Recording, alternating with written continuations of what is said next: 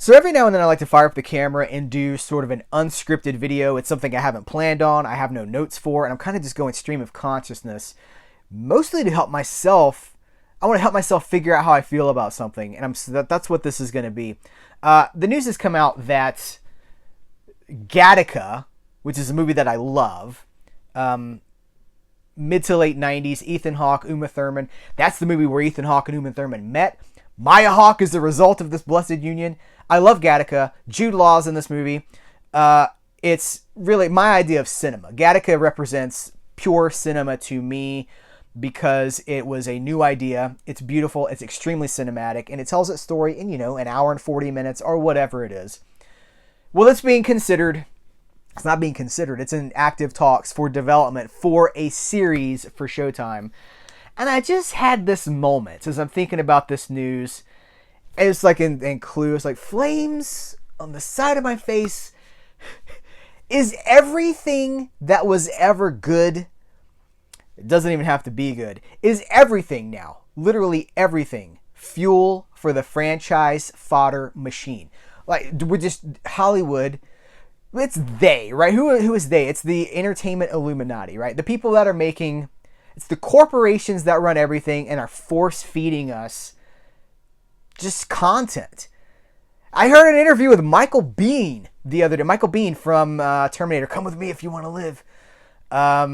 Aliens, Michael Biehn, Tombstone. And he's just like, I just did these 2 movies. I think he did one in Budapest or something. He was like, I just did these 2 movies, but I'm not calling them movies. I'm calling them content because nobody knows where they're going to go. They're not movies. They're not TV shows. They're just content. Welcome to the world we live in now, where it's not movies, it's not TV, it's just content. All this stuff is just fodder for the machine that we're being force-fed, again, by corporations. I'm speaking out more and more about this. This is really on my head, really on my mind. We are being controlled by machines that just want to keep us fat and distracted. That's what it comes down to. It's like we are being super served with mediocrity. And I just can't stand it, you guys. And it's not that this is new. I want to be very clear. Some of this is not new. As long as there have been movies, there have been franchises and reboots. And let's try that. Like there's been, multiple, 4 versions of A Star Is Born. I think 4 versions of A Star Is Born. There have been any movie that was successful was considered as an ad. They'd like, what can we do with this on television? TV history is full of movies that were brought to television and stretched out a little bit, kind of franchise. It's not new, but it's never been as prolific as it is right now in this moment that we're living in. And for an example, here's an exercise you can go do. Think about the last great movie year in your mind, whatever that is. It's going to be different.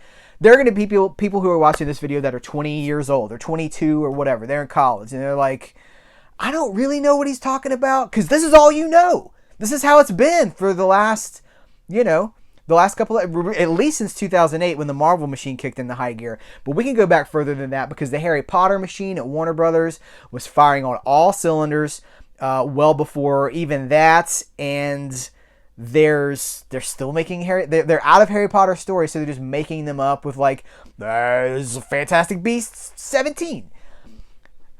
Think about the last great movie year in your head, whatever that was. I think for me it's 1997, and some of you guys are like, "Whoa!" Like I just name dropped 1953 or something. Like that's old, bro.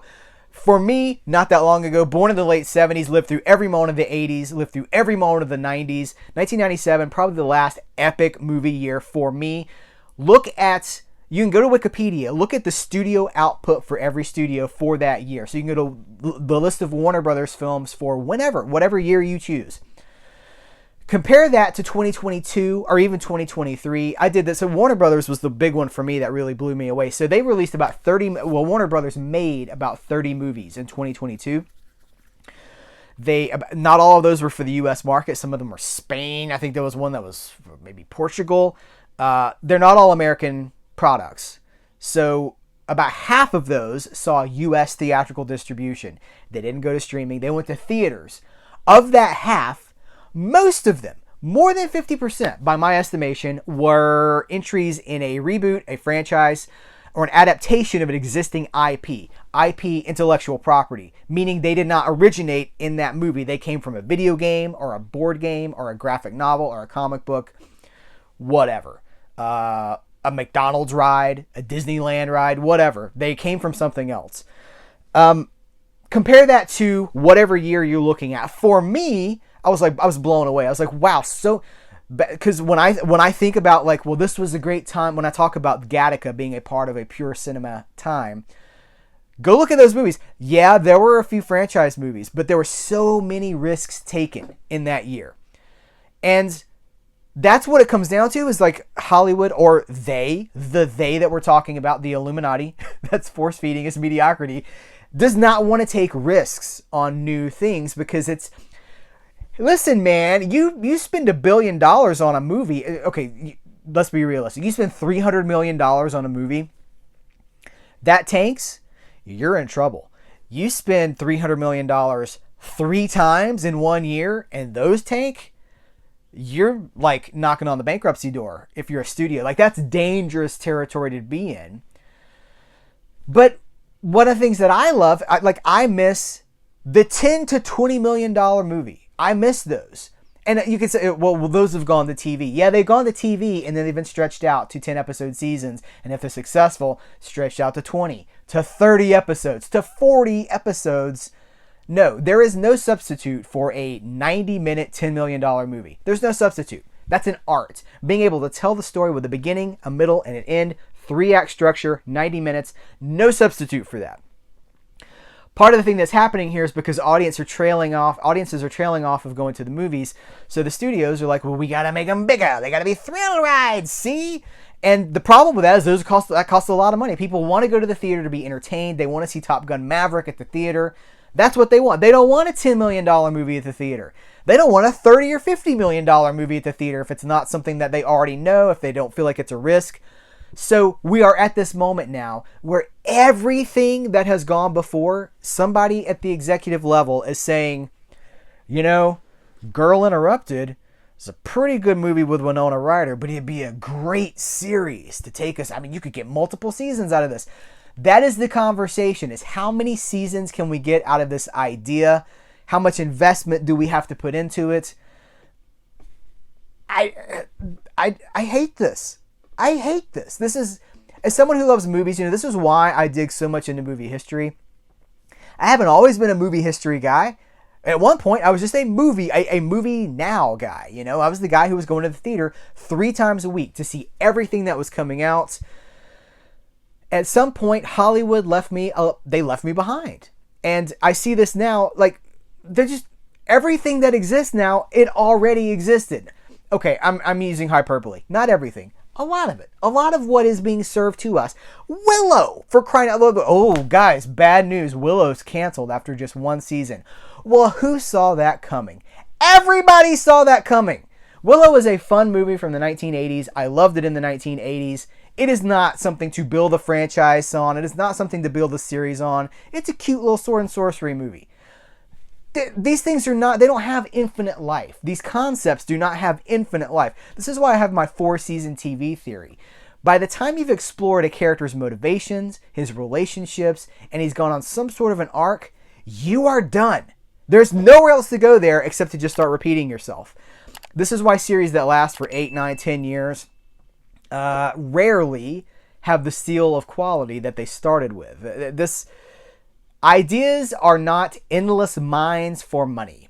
And until this changes at an executive level, we're kind of in trouble because we're just going to be force-fed mediocrity over and over again.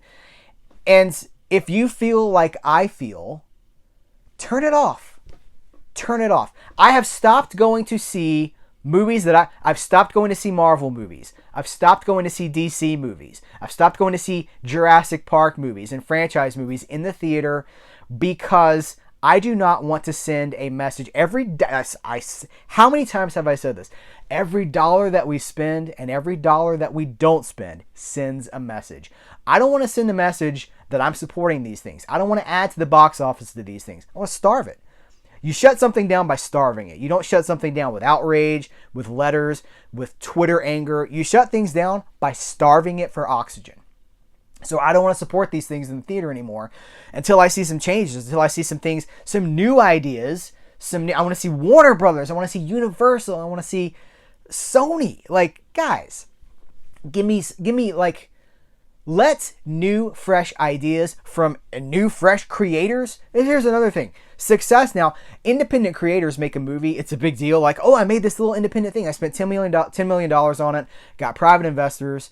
It's great. It really connected with the audience. And maybe it won an Oscar. They are immediately absorbed into the franchise machine. Immediately absorbed by the entertainment Illuminati. Oh, now you can go make your $50 to $100 million movie. You guess what? You got a Marvel movie. Congratulations on your indie hit. You get a Marvel movie. It's not what I want. It's not what I want to see. So I'm not supporting those things anymore. By the same token, I'm not watching things on Disney Plus. I didn't watch Willow. I'm not watching these shows on HBO Max or on Paramount Plus. Now, this is not a... I'm telling you guys, this is unscripted. This is just flowing out of me, and maybe I'll edit some of this out. I don't know. I shouldn't. I should just let this stand for what it is. Everything is not terrible. I know there's a lot of people who are really enjoying like Picard or something. Actually, I've not heard great things about Picard. Everybody's excited about the new season of Picard. Nobody seems to have liked the first 2 seasons of Picard. I have heard good things about Strange New Worlds. There's good things out there. You're going to feel like something was worth your time. But if you don't think something was worth your time, turn it off. Stop. These companies are watching what you're spending. They're watching the minutes, not the hours, the minutes that you spend on a platform watching something. Their goal is to keep serving you, to keep you on that platform. If you don't like it, turn it off. We will all be better in the long run by being served with new things. The only way we're going to get new things and see a change is if we stop supporting the things that we don't like right now. So whether Gattaca makes it to a series level or not, I don't know. It's one of those things where it's like, well, it's in talks, right? So it's not a done deal. But everything doesn't have to be refreshed or rebooted. It's weird when I hear people talk about Disney and they're like, oh, Bob Iger, man. Bob Iger. I love Bob Iger. Bob Iger is my boy. You don't know Bob Iger. Bob Iger made that company billions and billions of dollars. That didn't do anything for you. That didn't do anything for you. Bob Iger is not a folk hero. He's an executive who would buy and sell you if he thought that these companies are not our friends and they are not in control. We are. You know, there's the story going around right now that Disney is reconsidering physical media. Yeah, they're not in control. When we stop supporting things, they listen. The money talks. Everything else walks. So I don't know. You know, this is not one of those old man like, well, in my day. No, but I do have perspective on 40 years of movie trends. What we're witnessing, and just not just movies, but TV as well. What we're witnessing and living through right now is a creative low point. There are many creative voices out there struggling to bring their vision to a platform that they can get it presented upon, right? They need deals. They need a platform. New creators are being born every moment, but if they're only being rewarded with franchise fodder, I think we all lose. Okay, I'm going to let it go here. There's a lot to talk about here. Let's talk about it in the comments below. Oh, I'm going to say one more thing. Here's an example of what I'm talking about with like we accept mediocrity. So how many people really liked the last Halloween trilogy with Oscar winner Jamie Lee Curtis? I saw so many people say, I did not care for the last movie in the Halloween trilogy. I hope the next trilogy is better. There doesn't need to be another Halloween trilogy. We have had 76 Halloween movies. That was exaggeration, obviously. Some people don't get my exaggerations. They take me very literally. I'm exaggerating for effect. We've had a lot of Halloween movies. Batman's been around for over 80 years. Halloween has more movies than Batman movies. There are more Halloween movies than Batman movies. Why would your reaction be, I didn't enjoy this, I hope the next one's better? There doesn't need to be a next one. Let's create the next Halloween. Let's create the next thing that really resonates in the culture. It's diminishing returns. Every single one of these things, the part of the nostalgia cycle that we're going through is that nostalgia has replaced new things. It's like, you hit a certain age, you stop listening to new music and you just want to listen to the Beatles or like the Beastie Boys or whatever. And you see this a lot. People over 40, they're like, new music sucks. I just want to listen to, Run DMC or whatever. And that's not great, because there is good things out there. You have to develop it. You have to cultivate it. You have to seek it out. You have to find it. And it's harder to do that when every studio and company is catering to nostalgia.